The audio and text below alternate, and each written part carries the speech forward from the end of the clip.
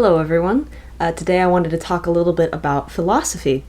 Now, most people tend to think of philosophy as coming from ancient Greece, where writers such as Plato and Aristotle wrote their ideas about life and death and how things should be thought of and how things should be done, which is sort of a grounds for philosophy. A great deal of my study has actually been the philosophy of ancient Egypt, and it may be likely that the ancient Greeks originally got their concept of philosophy from ancient Egypt.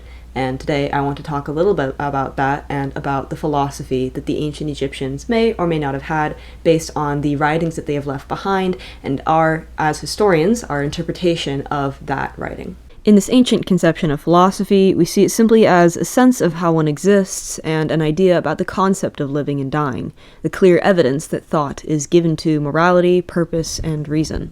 Although not stated as overtly as it is in later texts, the literary tradition of Egypt's Middle Kingdom shows plenty evidence of this kind of thought.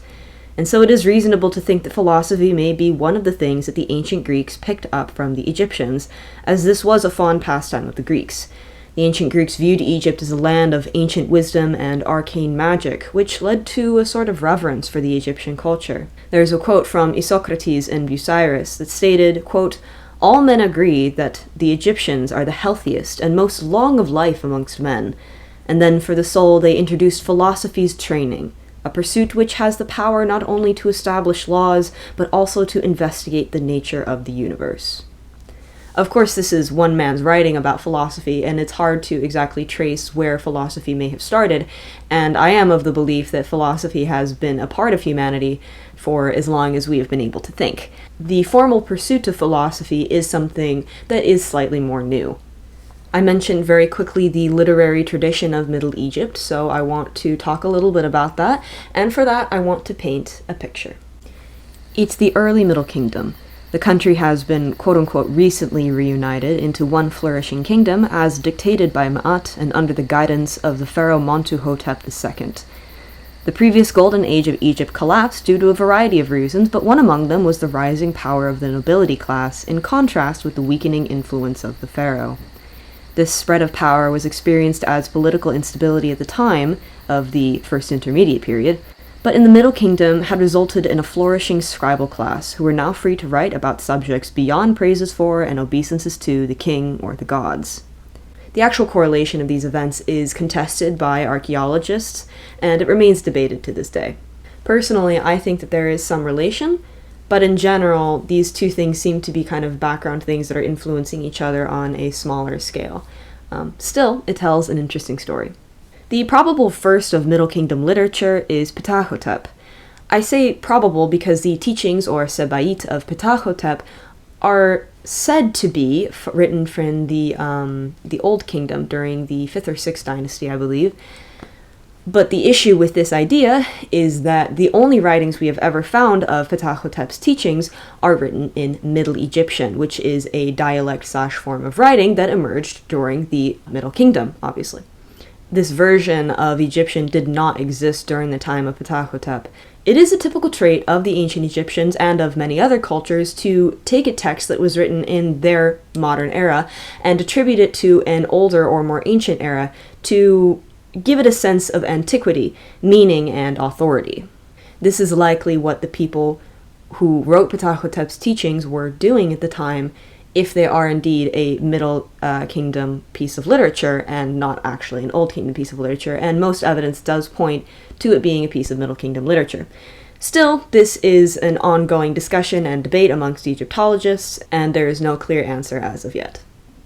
The contents of Ptahhotep's teachings, however, are very interesting. They give an insight into how ancient Egyptians understood morality, and they give instructions on how to be a good citizen and a good person, and an effective servant for the pharaoh.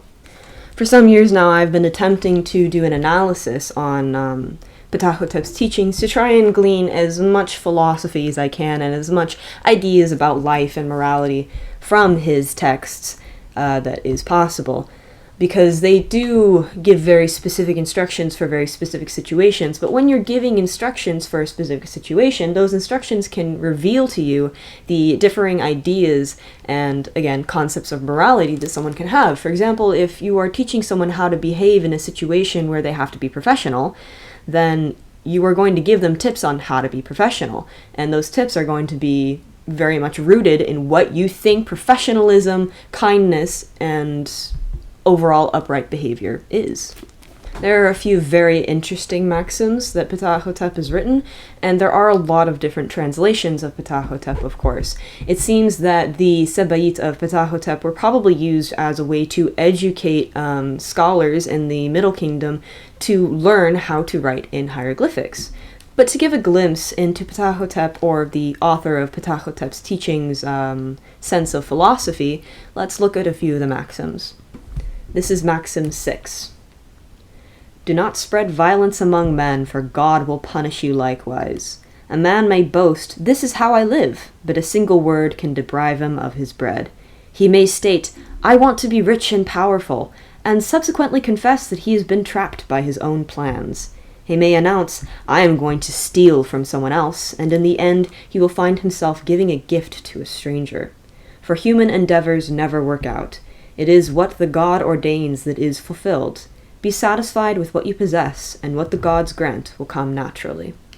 So here we see a sense that Ptahhotep does not like greed. He thinks that people should live in their own situation and try to be satisfied and grateful for what they have. One of Ptahhotep's most popular maxims is probably his first maxim, which deals with humility and the quest for knowledge.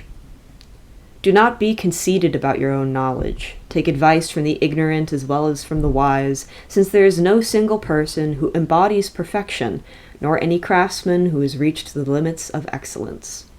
The perfect word is as rare as the green stone, yet it may be found among the maidservants working at the millstone.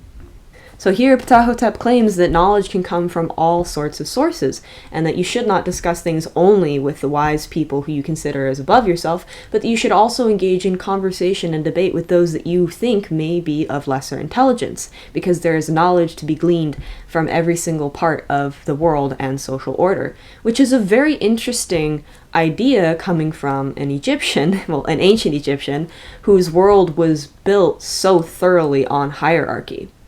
And so this gives us a very interesting look into ancient Egyptian philosophy. Besides Ptahhotep's teachings, there are obviously a lot of other texts, well, maybe not a lot, but a decent amount of other texts that deal with this kind of thing of philosophy and the idea of life and death and morality.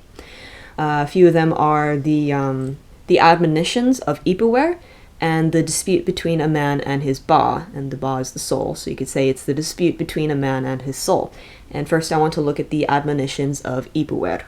The admonitions of Eyre have some similar debate about chronology as Ptahhotep does, but it is somewhat less important. It is a Middle Kingdom text, and in it Eyre laments the state of Egypt in a visceral and sometimes exaggerated way. He states, quote, "Lo, the great and small say, I wish I were dead. Little children say, he should not have made me live." Or, quote, "There's blood everywhere, no shortage of the dead. Many dead are buried in the river. The stream is the grave." But he also states some things that we might find odd today, but give a glimpse into the author's philosophy. Quote, "Poor men have become the men of wealth. He who could not afford sandals owns riches." Or, quote, "The robber owns riches, the noble is a thief." These are obviously part of the lament. He's saying that these things are bad, that the idea of a poor man gaining riches is bad, and that a noble losing his riches is also bad. And this is fairly against the philosophy, actually, of a lot of modern people, I feel, who believe that all people should be equal. There should not be a sense of hierarchy between, like, the noble class and the serfdom class. A lot of people, especially in the Western world, think of those types of things as outdated. So according to Eyre, these sort of things are against Ma'at. The modern understanding of Ma'at can often mean equality, since Ma'at is often described as being justice and truth, and again, equality. But this is obviously not quite how the ancients viewed ma'at and equality, if a poor man being equal to the rich man is against ma'at. Instead, the author understands ma'at as functioning within the parameters of your life and status. And this same sentiment can be seen in the later text of the 42 Negative Confessions, which began to be produced in the New Kingdom. Moving on to one of the most fascinating pieces of literature, the dispute between a man and his ba is literally what the title is. It is an argument between a man who wants to die and his soul who implores him to keep living. This is a somewhat confusing text because at times it seems like the soul is the one who wants to die and the man is the one who wants to live. But overall the consensus is that the man wants to die and the soul is the one keeping him alive. It gives a look into the personification of one's own soul, a way to manifest through writing a conversation with oneself. Similarly to Ipuwer's Lamentations, this suicidal man in this text gives out his own lamentations about the state of the world. Quote, "Whom can I talk to today? Brothers are evil, and friends of today don't love each other. Whom can I talk to today? One is contented with evil, and goodness is cast on the ground everywhere. Whom can I talk to today? An intimate friend is lacking, and one turns to a stranger to complain to." More than anything, this man seems to mourn the fact that he does not have a close friend. To conclude his lament, he says, quote, "Death is in my sight today, a cure of a sick man, like going outside after confinement." He defines death as a sort of freedom, which is very in line with how suicidal people often think of death. He continues to list death's many pleasant synonyms, like a sky clearing, like the smell of flowers, like sitting on the shore of drunkenness. Yet the man's soul urges him to appreciate life while he has it, and only to reach death when it is time. Obviously, the ancient Egyptians very much valued their lives and life in general. Again, I've talked about this before, but there is a misconception among people who kind of are interested in ancient Egypt but maybe don't know a lot about it, that the ancient Egyptians were obsessed with death. And there's that very famous quote from Philomena Kunk that goes something like, "The ancient Egyptians believed the most significant thing you could do in your life was die." And it is a significant thing, of course. It's very significant in every culture. But the ancient Egyptians obviously loved life. Here, the man's soul is imploring him to keep living because life is good. And while death is always going to be there, it is the ultimate end, and after that you continue your journey into the West. That journey to the West should be left alone until it is time. I've also received sometimes questions about how suicide was viewed in ancient Egypt, and this is also a part of philosophy. It's your idea about life and death. And what do you think of someone killing themselves? Because in some religions, there is an idea that if you kill yourself, you go to hell, or your soul dies in general, and you just don't get to reap the benefits of being in God's presence, of being in heaven, etc. But the ancient Egyptians don't seem to have had many texts relating to suicide. That isn't to say that they didn't have any thoughts on it, of course, and obviously this text, The Dispute Between a Man and His Ba, is evidence that suicide was a thing in ancient Egypt. It was thought of, and there were philosophies surrounding it. But I don't think that there were any criminal punishments for suicide. I don't think there were any religious punishments for suicide, because if there were, I think it would be more likely for us to find evidence of that field of thought. Instead, what we find is this text and pretty much nothing else. This goes to show that while suicide definitely wasn't thought of positively, it was probably more likely thought of as something neutral. Something that is very unfortunate, of course, but that isn't going to condemn your soul. I chose these texts because they seem to be the most philosophical of many of the Middle Kingdom lamentations and teachings, but there are a lot of other texts from the Middle Kingdom literary tradition, and the majority of them are either lamentations or they are teachings, and a lot of them kind of tend to repeat the same thing. Again, lamentations talk about how everything has gone horribly, everything is wrong, things are going badly everywhere, evil has crept into every single place in life, and it's obviously very often dramatized. And the teachings tend to repeat the same kinds of things as most of Ptahhotep's teachings, which is dictating good behavior, especially good behavior in a court of law or in front of the pharaoh and things like that, how to be a good husband, how to treat your wife, how to act in the home, how to raise your children, things like that. Departing from Middle Kingdom literature, I want to talk a little bit about poetry as well. Poetry isn't often thought of as something that can reveal philosophy, but when you think about it, even just a little bit, it obviously can. The poetry tradition of ancient Egypt existed since the Old Kingdom, but really, really flourished in the New Kingdom. A lot of the New Kingdom poetry that we know was also probably likely written or composed in the Middle Kingdom, but the composition was either orally transmitted or we've lost the original text that contained it, and it was repeated on too often the walls of tombs.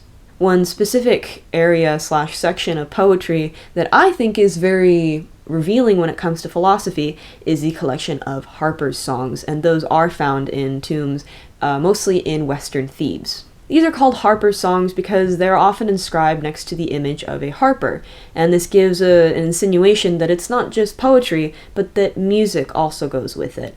This can happen in, I think, two different ways. One is that the recitation happens as speech, as the harpist plays next to them, or it could be that they are sung as the harpist plays. These Harper songs are essentially mourning songs, and they talk about the reception of death and the laudation of life. There's a sense of joy to them. They urge the deceased to enjoy themselves. Most striking, however, are the thoughts sung about the transience of life and the uncertainty of the beyond. From the tomb of Intef, quote, "A generation passes, another stays, since the time of the ancestors. The gods who were before rest in their tombs. Blessed nobles, too, are buried in their tombs. Yet those who built the tombs, their places are gone. What has become of them? Their walls have crumbled, their places are gone as though they had never been. None comes from there to tell of their needs, to calm our hearts, until we go where they have gone." This disquietude, however, does not sway the speaker into inconsolable grief. Instead, it implores, "Hence rejoice in your heart. Follow your heart as long as you live. Heap up your joys. Let your heart not sink. Follow your heart and your happiness. Do your things on earth as your heart commands." Here, we often, as modern people, hear the word heart and think of, number one, the organ, and number two, emotions, because the heart in our culture is associated very heavily with emotions. However, in ancient Egypt, the heart was also the seat of logic, thinking, and reason, as well as emotions. And so when he says to follow your heart, it means more to follow your path, to follow your intellect, in tandem with your emotions, with that balance that is so integral to Ma'at. And again, we come across that very certain theme that life is something to be enjoyed, that life is something beautiful and wonderful, and that death is a continuation of life, perhaps. But we don't know for sure. In the end, we have to draw our own conclusions about what the writers and speakers and composers, because this might have been three separate ways of interpreting this poem, as in one person could have composed it, another person could speak it, and another person yet would be the one inscribing it in the walls. But we have to draw our own conclusions about what they meant, because we can't talk to them anymore, of course, and our own ideas about what they meant are obviously going to be clouded by our own preconceived notions about what words mean, what philosophies are, and other general things influenced by our cultural standing. Overall, I think that philosophy can be found in many, many facets of life and in many, many different types of writing, and I wouldn't really consider Egypt to really be the birthplace of philosophy.